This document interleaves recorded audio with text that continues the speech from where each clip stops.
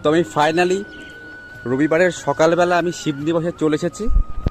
আর এখন ঘড়িতে বাজে ঠিক দুপুর 12টা। আর এখন আমি এসে দেখি অনেকে লাইন দিয়ে দিয়েছে, মহিলা পুরুষ উভয়ই এখানে লাইন দিয়ে দিয়েছে।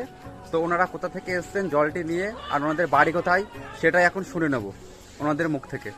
আর এইসব ঘট লাইন দিয়ে রাখা আছে। সবাই হচ্ছে নবদ্বীপ থেকে জল এনেছেন, দেখবেন লাইন দিয়ে শুরু করে দিয়েছেন, তাই তো? আপনাদের বাড়ি কোথায়? বগুলা, গবড়াপোতা, কৃষ্ণনগর গবড়াপোতায় বাড়ি। আপনারা সবাই জল নিয়ে চলে এসছেন, তাই তো? আচ্ছা, আপনাদের কোথায় বাড়ি? কৃষ্ণনগরে। আপনারা কখন বেরিয়েছেন বাড়ি থেকে? 7টায় সকাল।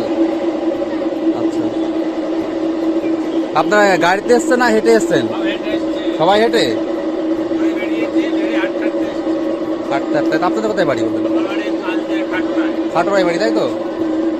বিভিন্ন জায়গা থেকে সমস্ত লোক চলে এসছে। অলরেডি লাইন দেওয়া শুরু হয়ে গেছে, আরও মানুষ আসছে একে একে। তো এখনও জল ঢালতে শুরু হওয়ার প্রায় 12 ঘন্টা আগেই মানুষ লাইন দিয়ে দিয়েছে। এবং দেখতে পাচ্ছি আরেক পুণ্যার্থী হেঁটে হেঁটে শিবনিবাসে পৌঁছে গেছে। তো তুমি কি পুরোটা হেঁটে আসলে? মানে একটু গাড়িতে এসছো, হেঁটে হেঁটে। তোমার বাড়ি কোথায়? আমার বাড়ি কৃষ্ণনগর। কৃষ্ণনগরে বাড়ি। কখন বেরিয়েছিল ওখান থেকে, নবদ্বীপ থেকে? নবদ্বীপ থেকে বেরিয়েছি 6টা। মানে সকাল 6টায় বেরিয়েছো? আচ্ছা, সকাল 6টায় বেরিয়ে এখন 12টার সময় পৌঁছে গেছে শিবনিবাসে শিব মন্দিরে। বলছি দাদা, তোমরা এখানে কখন পৌঁছালে? তোমরা এখানে কখন পৌঁছেছো? মানে কিছুক্ষণ আগে পৌঁছেছো? 11:30, মানে আধা ঘন্টা আগে এসছো। নবদ্বীপ থেকে আসলে?